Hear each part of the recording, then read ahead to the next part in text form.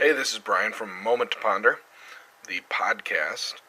Welcome all you podcast listeners checking out the YouTube channel.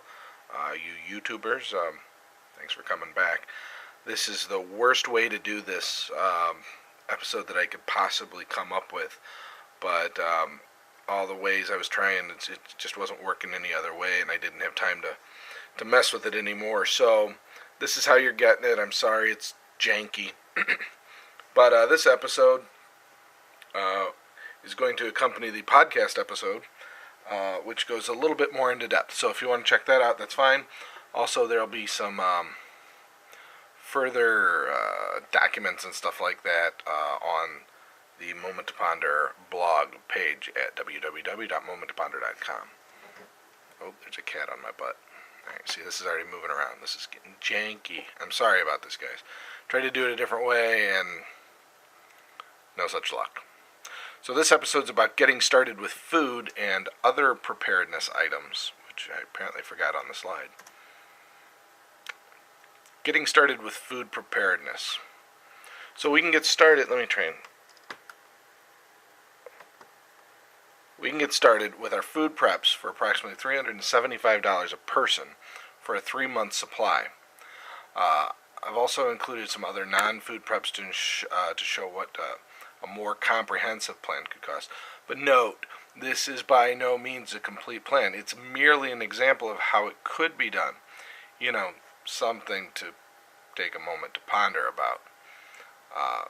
There's lots of things in here that are less than optimal. They'll get you by. It's to get you thinking and, a possibility to just get you started. Okay, so here's the assumptions. The first two people in my calculations are adults. Any additional people are children. Approximately 2,000 calories per day per person. That's not hard and fast exactly 2,000. You may need more if you're doing heavy work. If it's a week-long power outage or something like that, 2,000 will get you by. 1,500 will probably get you by. So there's some flub room here. 1 handgun per adult. That's why I said the first 2 people are adults and the next 2 are kids. The bread listed in these recipes are from my no-knead bread recipe, which is here on YouTube. It's also on the Moment to Ponder podcast. So all sorts of places to check that out. Super easy. Add a bottle of multivitamins or 2. I didn't add that into my calculations. Can't cost more than a couple bucks, so check it out. The grocery list is most but not all ingredients. I didn't include salt or yeast in there because technically you could make this bread, not my bread, but other breads, with a sourdough starter where you wouldn't need any yeast at all. I forgot to check out the price when I was at Walmart. Whatever you want to do. Yeast doesn't store all that well, so you can kind of make a mother. There's all sorts of things. So I didn't include some of these things. But they're not high price items. Yeast isn't cheap, but salt, you can get a ton of it for $5, The items listed with partial servings per can. So you'll see on the spreadsheet, if you choose to download it, the cans, some of them have 3.5 servings. Well, when I calculated up how many cans I need, I only counted that as 3 servings. And if you add some spices or Kool-Aid or mixes like that, for another $20 a head in spices, Kool-Aid, drink mixes, things like that, you could wouldn't hurt, and it would make the menu a lot more with a lot more variety. So here's the breakfast menus I came up with. Menu 1, approximately 340 calories, oatmeal, a little bit of sugar on top, some canned fruit, and this isn't included in the calorie count or whatever, but if you had, some Tang mix or something, that wouldn't probably add all that much to the price. Menu 2, some pancakes and some syrup, and again, you could add some juice mix or powdered milk, which I didn't include. These are kind of bland menus. I created a total of 2 menus per meal just to show variety, so it wasn't like rice and beans every day. I could make this a lot cheaper if I just said rice and beans, or rice and beans and bread or whatever. Yeah, you could live on it, but you wouldn't want to. This is a little bit more variety, and with a little creativity, you could make several different more menus out of this stuff. The lunch menus. Menu 1, beans and rice with some tuna, some fruit, some canned vegetables, some bread. Menu 2, ramen noodles, canned chicken, some vegetables, some bread. I could have gone, like the tuna, I put tuna and Spam and, some of these things. Not all these things are the vegetables. They're not all dried or super long-term storables. A lot of this is canned stuff. One of the reasons I did that is you could use these in your daily. You could store a bunch of them, use them daily and replace them, and then they won't go bad. You don't need these 20-year-long food storage things. By the way, all the prices I used, most if not all the prices I used for the food was straight off the shelf at Walmart, taken last week. So in late October of 2011. Supper dinner menus, depending on where you are, what you call it. Menu 1, approximately 1,000 calories. 2 servings of pasta, spaghetti, whatever. 2 servings of pasta sauce.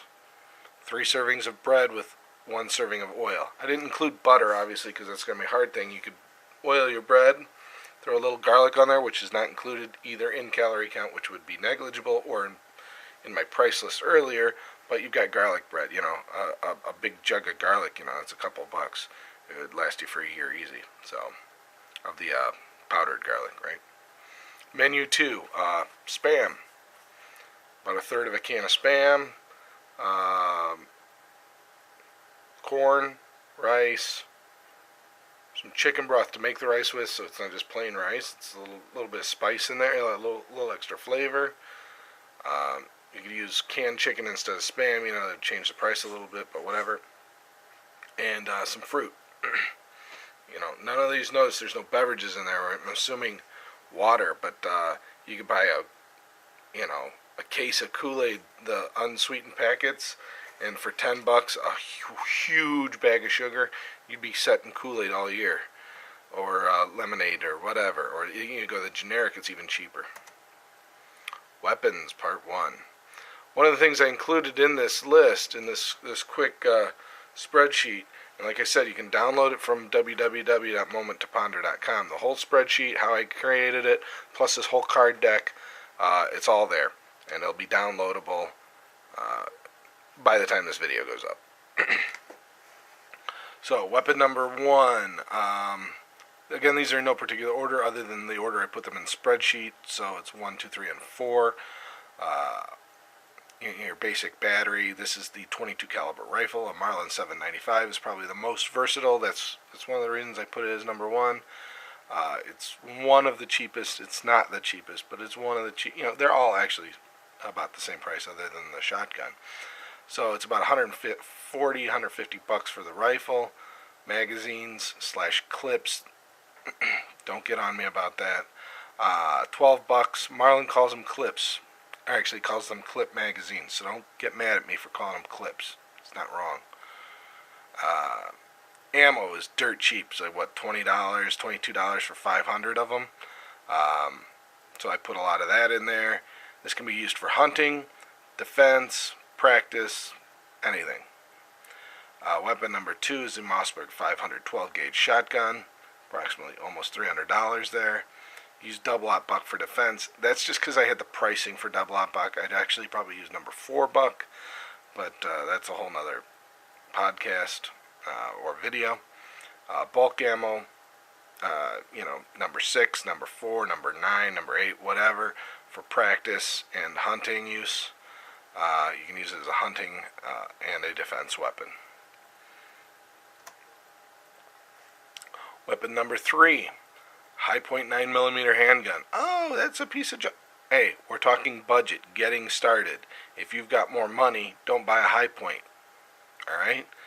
I am putting the cheapest yet fairly good quality weapons on here because it's supposed to be uh, getting started. If you know weapons and you need to get training on all these anyway, but if you can't afford $500 for a couple handguns, but you can afford $150 for one, oh hey, let's try that. Let's get started there, and then when we got more money, maybe we can work our way up. So that high point 9mm is about 150. Some extra clips slash magazines, using Federal Hydra-Shock 9mm ammunition for defense. There's others out there, but that's what I used for the pricing. Bulk ammo for practice. You can also use it for defense. It's not optimal. Ooh, sorry about that. And one per adult in this scenario. Also, this is a defense-only weapon, pretty much. Weapon number 4, a Mosin Nagant 7.62 by 54 R rifle. Russian surplus for about $109. You can get bulk ammo for hunting, practice, defense, whatever, fairly cheap. It's a hunting weapon mostly, for areas that you can use it, and you can use it for defense as well, but in most situations it's overkill if you've got something else. You're not going to be taking people out at 100 plus yards in most cases. That's considered murder, unless everything really goes bad, and I don't believe that'll happen. I also included some hygiene category. Again, I forgot some things in here that are fairly cheap, or just overlooked, but things to think about there, but they're not included in the pricing, right? But toothpaste and toothbrush, toilet paper, all included in the price. I kind of ballparked the price on those. You can get toothpaste and toothbrush for $1 a piece, at the dollar store. I forgot soap. I forgot feminine needs. I forgot a lot of things in here. Like I said, this is just getting started. It's things to think about. You're going to need soap, so I should have included that. For power, this is very temporary power. This is going to last you a week, maybe 2 weeks, depending on how you ration your power, how much you need. The way I put it in there, it's a Harbor Freight style, the little 800 to 1,000 watt generators. They run 5 hours on approximately 1 gallon of gasoline at half load, so this will run your furnace for a while. Whatever. This will not get you through 3 months unless you're really, really good at rationing. This also includes gas cans to hold your gas, gasoline, oil, 2-cycle oil. Like I said, it won't last the entire time. It's just a holdover. And here is, let me angle it up a little bit. Okay, you're not really going to be able to see these. Maybe I can zoom in here. This sucks. I'm sorry, guys. Alright, so, one person for 3 months. The food, approximately $372. For a year, I did a year, and I calculated some things slightly different for those. There's some different assumptions. You'll have to download the spreadsheet to figure it out. But food only, $1,230. 2 people, etc. Right? Then the next line is the first gun we talked about, which is the Marlin. $208 for 3 months. I added a little bit more ammo for a year, for practice purposes, and I may have added another clip, I don't remember. But those prices are consistent across the board no matter how many people you have. Gun 2 is the shotgun. I added some slightly more practice ammo for the year versus 3 months. Gun number 3, it says 1 for 1, 2 for 2 plus. So if there's 2 people, you get 2 of these. If there's 3 people, you still get 2. So the price is going to be the same there. So there's your 1 person, 2 person, 1 year and 3 month packages. 3 months is first, 1 year second. And gun 4, the Mosin Nagant, it's 1 no matter how you look at it. Again, a little bit more ammo. Miscellaneous hygiene. Oh, one of the things I forgot in the miscellaneous hygiene was garbage bags. That is included in this price. So that's some quantity per year per person. It all adds up. Power. What I did for why it's more expensive for a year, I didn't add more gas. I added another gallon of 2-cycle oil. On the off chance that you can scavenge some gasoline. And maybe you'll be able to keep it running for a while. And then so here's the total for, if you're just looking at food, there's your total. If you're looking at all the stuff I talked about, it's $1,700 per person, ballpark, for the first year, or for the first month. When you make it 4 people, it's $3,200. All these things to think about. We'll widen it up a bit here. Again, and you're probably not, I can't see it on this tiny little screen, but you might be able to make out some of those numbers, so I'll leave them there for a second. Again, go ahead and pause if you want to see these, because I'm moving on to the next slide. So to get all that information, the spreadsheet I used to calculate it, and all its misspellings and all that stuff, right?